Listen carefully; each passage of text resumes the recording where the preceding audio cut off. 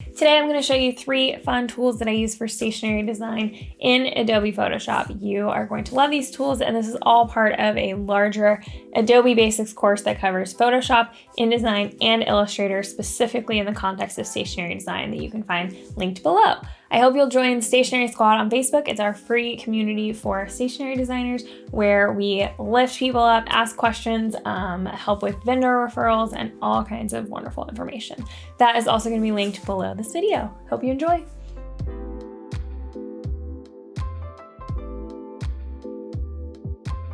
So now I'm just going to show you 3 fun tools that I especially love in Photoshop for stationery design. First is quick export as PNG. Once you've got your artwork where you want it, you can export a bunch of different layers at once as PNGs to use elsewhere, online or in other Adobe programs.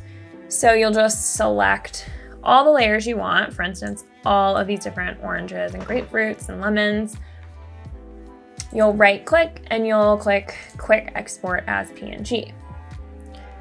You're just gonna select a folder. I've already done this. And then once you do that, every single one will be exported as its own individual element that you can pull into other programs. And they're named whatever you had the layers named before you export it.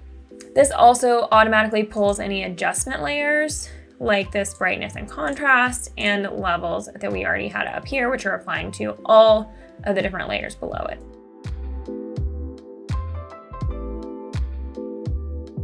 All right, next is the clone stamp tool. So I've got this kind of brown gray element from my watercolor paper. So I'll select this layer, go over to the clone stamp tool over here, make it a lot smaller. You'll see right around this dot. I'm gonna click on something that looks really nice, but kind of similar, so not too far away. So right over here, an Alt click, and you see I get this target, great. And then when I go over and click on that, so then where that gray dot was, it just copies whatever I had Alt clicked before, and that little dot goes away.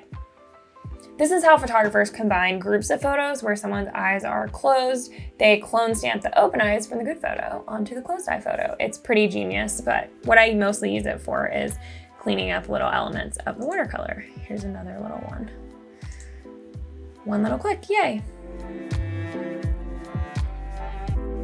Another tool I love is Burn and Dodge, which I usually use for prepping sketches and calligraphy for vectorizing. So basically, burn makes things darker and dodge makes them lighter, sort of. So if you burn shadows, which I'll show you, it is all the way over here. So this is the burn tool, and you click on it also to get the dodge tool. The burn tool, we're burning shadows. We obviously want this to be smaller.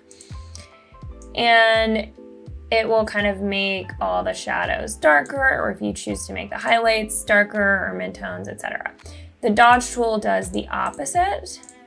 So this can be good for cleaning up like muddy watercolor areas and things like that. And you can change the exposure to however much you want. So right now we are dodging highlights. So we'll just make, every time we click, it'll make highlights brighter at 50%. If this was like 12%, you can see it's slightly less effective and a little bit more natural.